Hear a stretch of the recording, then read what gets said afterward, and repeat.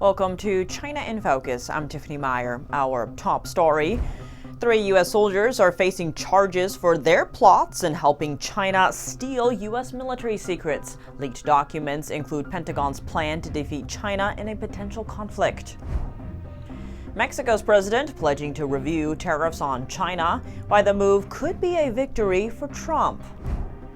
2 U.S. alliances are making waves. Would Japan and NATO lend Washington their support if the United States came under attack? President Trump says he's not sure. And what information are Chinese hackers looking for when they steal Americans' data? A former intelligence officer whose DNA information was lifted by China shares his take. They want to be able to build a massive portfolio on individuals, and then they can figure out, hey, is this person maybe in a little debt? Does that person maybe drink too much? Does this person have a secret life that can be exploited?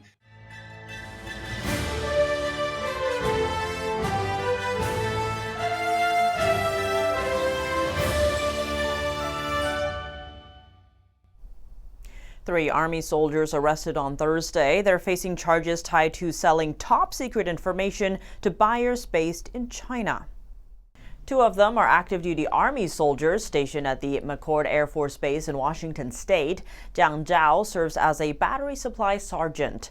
Zhao is accused of attempting to transmit classified national defense information to individuals in China.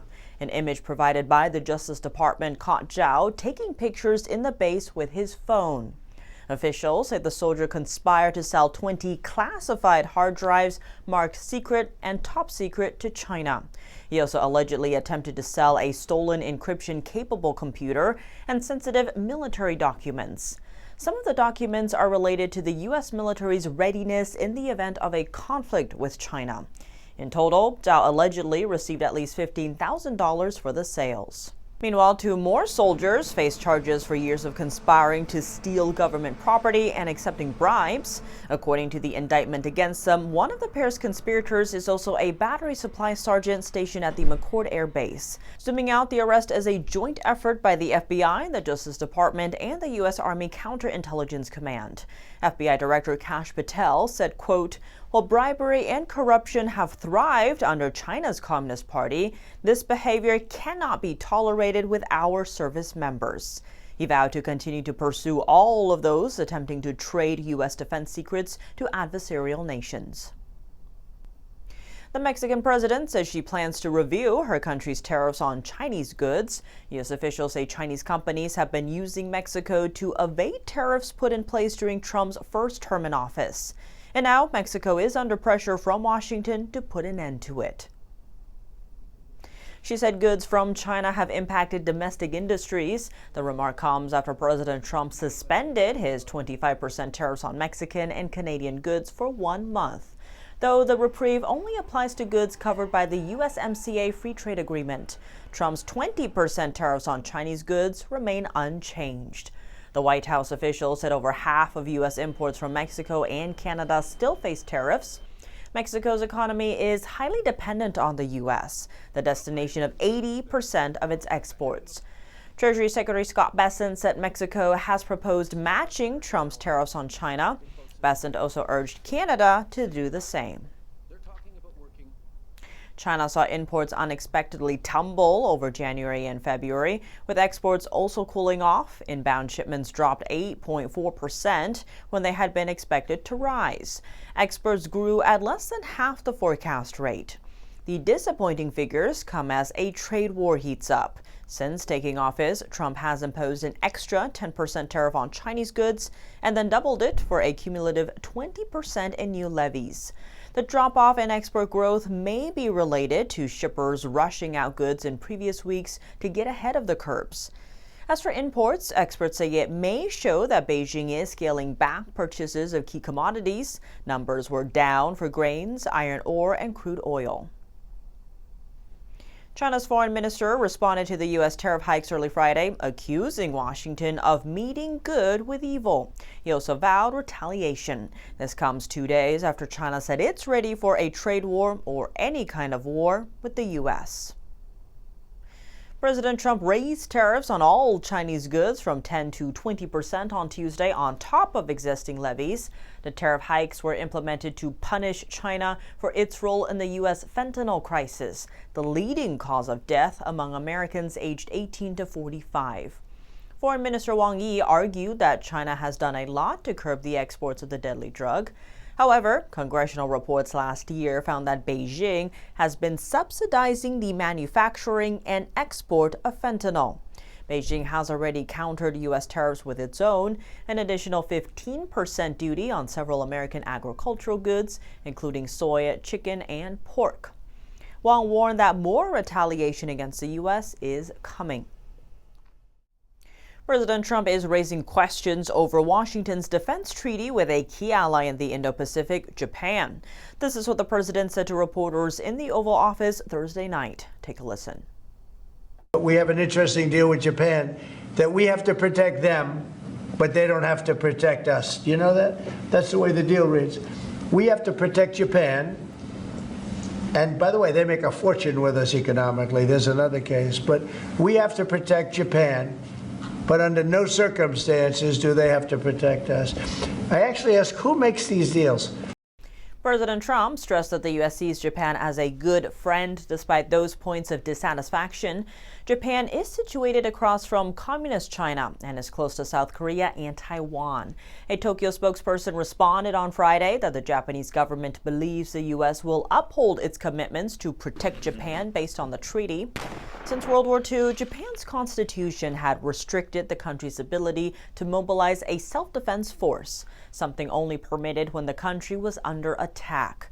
That changed in 2015 under the Shinzo Abe administration. Japan passed new legislation which allows the country to defend an ally under an armed attack. That includes the United States. Zooming back out, Japan isn't the only one facing criticism from the U.S. government. President Trump, on Peter's question, are you going to make that policy, U.S. policy, that the U.S. wouldn't defend NATO countries that don't pay? Well, I think it's common sense, right? If they don't pay, I'm not going to defend them. And you know, the biggest problem I have with NATO, I really, I know the guys very well. They're friends of mine. But if the United States was in trouble and we called them, we said, we got a problem, France, we got a problem, a couple of others I won't mention. Do you think they're going to come and protect us? They're supposed to.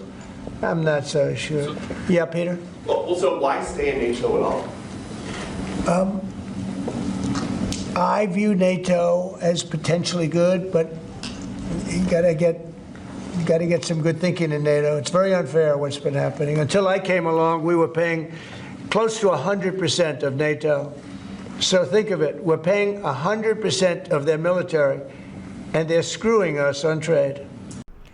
According to NATO, the U.S. pays for approximately 2/3 of NATO's overall spending.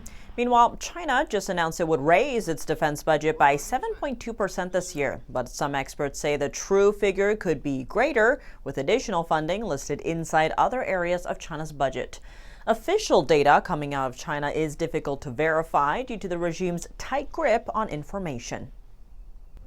Coming up, Chinese hacking has become pervasive, with victims ranging from the Treasury Department to telecom giant Verizon and the Epoch Times, NTD's sister media. What type of data are Chinese hackers looking for, and how could this information ultimately be used? A former intelligence officer who had his DNA information lifted by China weighs in. All the investigations, my fingerprints, my DNA, everything about me was stolen by China a number of years ago. What happened before 40 Uyghurs were deported back to China, where they could face arrest and torture? The U.S. says it offered to resettle them several times, but Thailand says otherwise. Welcome back to China in Focus. I'm Tiffany Meyer. Chinese hacking has become pervasive, with victims ranging from the Treasury Department to telecom giant Verizon and the Epoch Times, NTD's sister media. What type of data are Chinese hackers looking for, and how could this information ultimately be used? NTD's Steve Lance spoke to Chuck Devore, a former intelligence officer whose DNA was stolen by China in a massive data breach under Obama. Chuck Devore, thank you so much for joining. My pleasure. It's great to have you back, Chuck. So in response to the 20% tariffs from the United States, China has retaliated with 15% tariffs and says it promises now to fight till the end in a trade war or any other type of war. How should we be interpreting this statement? Well, I mean, this seems to be more of the wolf warrior tactics that certainly haven't won China a lot of friends around the world. Yet, on the other hand, they're significantly boosting their defense budget. I think by, what was it, 7.2% was the announced amount this year. And we're seeing a pretty aggressive Chinese military response all over the world, like the live fire exercises they held between New Zealand and Australia just last week. So, just because they're acting like the wolf warriors doesn't mean that there might not be a little more threat of kinetic action behind that. And Chuck, with China's economy at a critical juncture at this moment, how could these tariffs potentially exacerbate the CCP's economic challenges? Well, it could be a pretty significant challenge. I think it's important for Americans to understand that as much as the U.S. and China trade with each other, as recently as 2023, Chinese imported goods into America only amounted to 2.1% of U.S. GDP. Now, that's not to say that there's going to be supply chain disruptions, et cetera. Merely that to put into scale the amount of goods that are imported aren't really a massive amount of the U.S. economy. On the Chinese side, though, it's very, very different. They are an aggressive, mercantilist, predatory capitalism. That's what they practice. They choose certain strategic industries. They purposefully try to put their competitors and other nations out of business so that the world then relies on them for key materials, whether it's steel, whether it's pharmaceuticals, whether it's electronic products. That's what their objective is. And as a people, Chinese people still do not consume very much. They save, and some of that is cultural. And some of that, of course, is well-founded fears of the governance of the Chinese Communist Party and how rapacious that they can be. So the Chinese people don't like to buy stuff. They like to save. Fascinating take there, Chuck. So, I mean, do you think that there's any indication that China will make an effort to curtail the flow of fentanyl precursors that are coming into the United States that is sort of the pretext for these tariffs, given the current tensions? Well, I don't see that really ever happening because from China's standpoint, this is a form of warfare against the United States, and they view it as just desserts because they educate their young about the great injustices of the First and Second Opium Wars. Now, granted, this was fought between a Chinese empire and Great Britain, not America, but they see, historically speaking, the Americans as kind of the successor state to Great Britain. And so given the terrible damage that the First and Second Opium War and opium addiction in general did to the Chinese empire back in the mid-1800s, they see selling fentanyl to America not only as getting even, but also as part of their unconventional or unlimited warfare theory. To your point, Chuck, and speaking to the CCP's unrestricted warfare, U.S. authorities have just charged several Chinese hackers and officials for a hacking campaign aimed at stealing U.S. government data targeting dissidents. Notably, an American newspaper, our sister media, the Epoch Times, was targeted, known for its critical stance on the Chinese regime, also a victim here. What type of data do you think these hackers are looking for, and how could this information ultimately be used? Right. They're looking for every single scrap of information that they can get. The important thing to understand now is with the advent of artificial intelligence, you're able to put all of the information that you gather on individuals or organizations, and you're able to then see links between different individuals, between different organizations. By the way, we're seeing a little bit of this on the good side with the work that Elon Musk is doing with Doge, where we're seeing this remarkable ecosystem of NGOs, non-governmental organizations that have been getting billions of dollars from USAID and then giving hundreds of millions of dollars to each other, with many of these groups being only recently established groups founded by far left-wing individuals. So what the Chinese want to do is something very similar. They want to be able to build a massive portfolio on individuals, and then they can figure out, hey, is this person maybe in a little debt? Does that person maybe drink too much? Does this person have a secret life that can be exploited? Does this person have relatives in mainland China that we can put pressure on and try to get them to change their behavior to be less anti-CCP and more pro-China? So all of this information is useful to them. And by the way, this has been going on for a while. I myself, I retired as a lieutenant colonel out of the U.S. Army. I was an intelligence officer in 2007. All of my information was part of that Office of Personnel Management data breach that happened under Obama, where my security clearance paperwork, in other words, all the investigations, my fingerprints, my DNA, everything about me was stolen by China a number of years ago. And, in response, I have, free information protection services for life now. But, that's a small consolation to thinking that the Chinese Communist Party has my fingerprints and DNA. Unbelievable. Chuck, lastly, the U.S. State Department is now emphasizing the distinction between the Chinese Communist Party and the Chinese people. Why is this distinction critical in your opinion, and what does it signify about the current administration's approach to China? Well, it's a very important distinction because it's not like the Chinese people get to freely elect their leaders. To the contrary, the Chinese Communist Party uses coercive control. They use tactics that would astound the average Westerner or American, more so Americans, right? Because Europe, unfortunately, is becoming a little more like China, it seems like, as time goes on. But the amount of control, the social credit scores, the surveillance, the punishment if you go slightly astray. And so all of that is enforced by the Chinese Communist Party, which, as I last recall, I may be wrong here, but as I recall, there's only some 30 million or 40 million paid members of the Chinese Communist Party out of a population of 1.3 billion. It was something on the order of maybe 3% of the population. You could correct me if I'm wrong, but it's a very small percentage of the population that willfully participates as members of the Chinese Communist Party. Chuck Devore, as always, really appreciate your perspective. Thank you. Thank you. The U.S. tried to save them, but the effort fell flat. The State Department saying Friday that it repeatedly offered to settle 40 Uyghurs living in Thailand before they were eventually deported back to China. They're members of the Uyghur ethnic group have faced what the U.S. has formally called genocide. Those 40 Uyghurs fled to Thailand to escape persecution inside China and have been in Thai custody for over a decade. Last week, they were whisked away from a detention center under cover of darkness.